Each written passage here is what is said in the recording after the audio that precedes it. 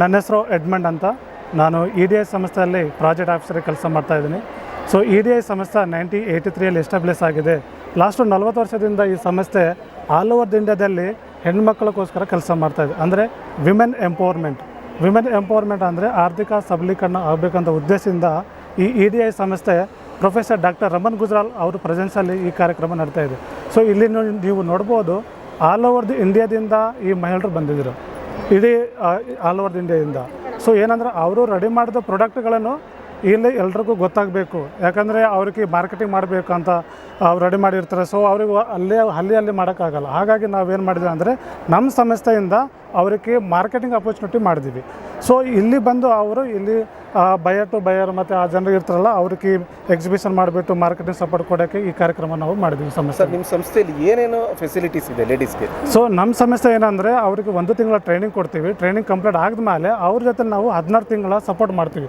ಈ 16 ತಿಂಗಳ ಏನೇನು ಸಪೋರ್ಟ್ ಮಾಡ್ತೀವಿ ಅಂದರೆ ಅವರಿಗೆ ಉದ್ಯಮ ರಿಜಿಸ್ಟ್ರೇಷನ್ ಹೆಂಗೆ ಮಾಡಬೇಕು, GST ಬೇಕಾದರೆ GST ಹೆಂಗೆ ಮಾಡಬೇಕು, ಈ ಥರ ನಾವು ಗೌರ್ಮೆಂಟ್ ಲೀಗಲ್ ಕಂಪ್ಲೇಂಟ್ಸ್ ಏನೇನಿದೆಯೋ ಅದೆಲ್ಲ ನಾವು ಮಾಡಿಕೊಡ್ತೀವಿ.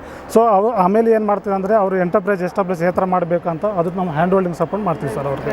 ಹೊಸದಾಗಿ ಈ ವಿಡಿಯೋ ನೋಡೋರು ನಿಮ್ಮನ್ನು ಕಾಂಟ್ಯಾಕ್ಟ್ ಮಾಡೋದು ಹೇಗೆ ತಿಳಿಸ್ಕೊಡಿ? ಸೊ EDI ವೆಬ್ಸೈಟಲ್ಲಿ ಹೋಗಿ ನಮ್ಮ ಕಾಂಟ್ಯಾಕ್ಟ್ ಮಾಡ್ಬೋದು. ಸೊ ಅಲ್ಲಿ ನೀವು ನಮ್ಮ ಡೀಟೇಲ್ಸ್ ಎಲ್ಲ ಇದೆ ಸರ್. ಅದು ನಿಮ್ಮ ವೆಬ್ಸೈಟ್ ಅಡ್ರೆಸ್ ಹೇಳಿ. ವೆಬ್ಸೈಟ್ EDI ಅಂತ ಓಡಿದ್ರೆ ಅದರ ಡೀಟೇಲ್ಸ್ ಎಲ್ಲ ಬಂದು ಬರ್ತದೆ ನಮಗೆ. EDI ಅಹಮದಾಬಾದ್. ನಮಸ್ಕಾರ, ನನ್ನ ಹೆಸರು ಸಿದ್ಧಗಂಗಮ್ಮ ಅಂತ. ಬೆಂಗಳೂರಲ್ಲಿ ತೋಟದ ಗುಡ್ದಳ್ಳಿಯಿಂದ ಬಂದಿದ್ದೀವಿ. ನಮ್ಮದು ಎಣ್ಣೆಗಾಣ ಟ್ರೈನಿಂಗು ಅಂತ ಮಾಡ್ತಾಯಿದ್ದೀವಿ. 3-4 ದಿವಸದಿಂದ ಟ್ರೈನಿಂಗ್ ತೊಗೊತಾ ಇದ್ದೀವಿ. ಇಲ್ಲಿ ಒಂದು ಕಾರ್ಯಕ್ರಮ ನಡೀತಾ ಇದೆ, ಬನ್ನಿ ಅಂತೇಳಿ ನಮಗೆ ಭೂಪತಿ ಸರ್ ಒಂದು ಅವಕಾಶ ಕೊಟ್ಟಿದ್ದಾರೆ. ಇಲ್ಲಿ ಬಂದು ನೋಡಿದ ಮೇಲೆ ಗೊತ್ತಾಯಿತು ಹೆಣ್ಮಕ್ಳು ಯಾವ ರೀತಿ ಬದುಕಬೇಕು, ಚೆನ್ನಾಗಿ ನಾವು ಏನನ್ನು ರೂಢಿಸ್ಕೊಬೇಕು, ನಾವು ಯಾವ ಸ್ವಾವಲಂಬಿಯಾಗಿ ಬದುಕಬೇಕು, ನಮ್ಮ ಕಾಲ ಮೇಲೆ ನಾವು ನಿಂತ್ಕೊಬೇಕು, ನಮ್ಮಿಂದ 4 ಜನಕ್ಕೆ ಮಾದರಿ ಆಗಬೇಕು ಅಂತ ಹೇಳಿ ಮಾಡ್ಕೊಬೇಕು. ಯಾವ್ಯಾವ ಥರ ನಮ್ಮ ಕೆಲಸಗಳು ಇದೆ, ಚೆನ್ನಾಗಿದೆ. ಅವರು ಎಲ್ಲ ರೀತಿ ನಮಗೆ ಸಪೋರ್ಟ್ ಕೊಡ್ತಾ ಇದ್ದಾರೆ. ತುಂಬ ಚೆನ್ನಾಗಿ ನಮಗೆ ಎನ್ಕರೇಜ್ ಕೊಡ್ತಾ ಇದ್ದಾರೆ. ನಾವು ಅದನ್ನು ಉಪಯೋಗಿಸ್ಕೊಂಡು ರೂಢಿಸ್ಕೊಂಡು ಮುಂದಕ್ಕೆ ಚೆನ್ನಾಗಿ ನಮ್ಮನ್ನು ನೋಡಿ 4 ಜನ ಚೆನ್ನಾಗಿ ಕಲಿಬೇಕು. ಮುಂದೆ ಮಹಿಳೆಯರು ಮುಂದೆ ಬಂದು ಚೆನ್ನಾಗಿ ಎನ್ಕರೇಜು ಮಾಡಿಕೊಂಡು ನಮ್ಮಿಂದ 4 ಜನ ಕಲಿಯೋರು 40 ಜನ ಆಗಲಿ, 40 ಜನದಿಂದ 4,000 ಜನ ಆಗಿ ಚೆನ್ನಾಗಿ ಬದುಕೊಂಡು ಹೋಗಬೇಕು. ಅವ್ರವ್ರ ಕಾಲ ಮೇಲೆ ಅವ್ರು ನಿಂತ್ಕೊಂಡು ಚೆನ್ನಾಗಿ ಬಾಳಿ ತೋರಿಸ್ಬೇಕು ಅನ್ನೋದು ಒಂದು ಒಳ್ಳೆ ಅವಕಾಶ, ಒಂದು ಒಳ್ಳೆ ಆಪರ್ಚುನಿಟಿ ಕೊಟ್ಟಿದ್ದಾರೆ ನಮಗೆ. ಹಾಂ, ವಿ ಉತ್ಸವ ಅಂತಂದರೆ ತುಂಬ ಖುಷಿ ಆಯಿತು ಎಲ್ರಿಗೂ. ವಿ ಉತ್ಸವ ಈ ಥರ ನಡೀತಾ ಇದೆ ಇಲ್ಲಿ ಬೆಂಗಳೂರಲ್ಲಿ ಅಂತಂದರೆ ಎಷ್ಟು ಜನ ಉಪಯೋಗಿಸ್ಕೊಬೇಕು.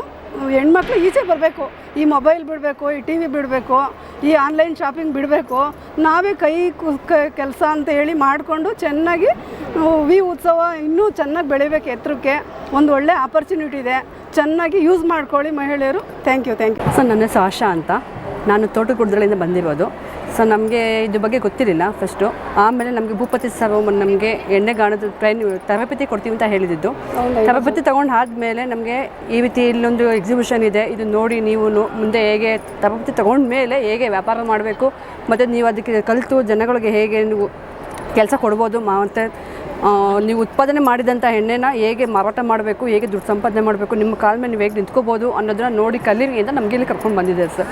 ಇದು ಬಂದು ತುಂಬ ಖುಷಿ ಆಯಿತು. ನಮ್ಮಂಥ ಬೇರೆ ಹೆಣ್ಮಕ್ಳು ಕೂಡ ಬಂದು ಇದು ನೋಡಿ ಬೇರೆ ರೀತಿಯನ್ನೆಲ್ಲ ಕಲೆ ತೋರಿಸಿದ್ದಾರೆ.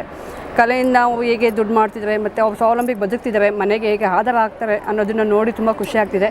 ಇದೇ ರೀತಿ ಎಲ್ಲ ಹೆಣ್ಣುಮಕ್ಳು ಕೂಡ TV ಮೊಬೈಲ್ ಬಿಡಬೇಕು. ಫಸ್ಟು ಬಿಟ್ಟು ಅವೆಲ್ಲಂಥ ಕಲೆನ ಹೊರ ತಂದು ದುಡ್ಡು ಅಂದರೆ ಗಂಡಂದರಿಗೆ ಹೊರೆ ಹಾಕಿದಾಗೆ ಅವರು ಕೂಡ ಅವ್ರ ಮನೆ ಖರ್ಚಿನಲ್ಲಿ ಸಪೋರ್ಟ್ ಮಾಡಿಕೊಂಡು ಎಲ್ಲರಿಗೂ ಒಂದು ಮಾದರಿ ಆಗಬೇಕು ಅನ್ನೋದು ಖುಷಿ ನಮ್ಮ ಆಶಯ ಸರ್.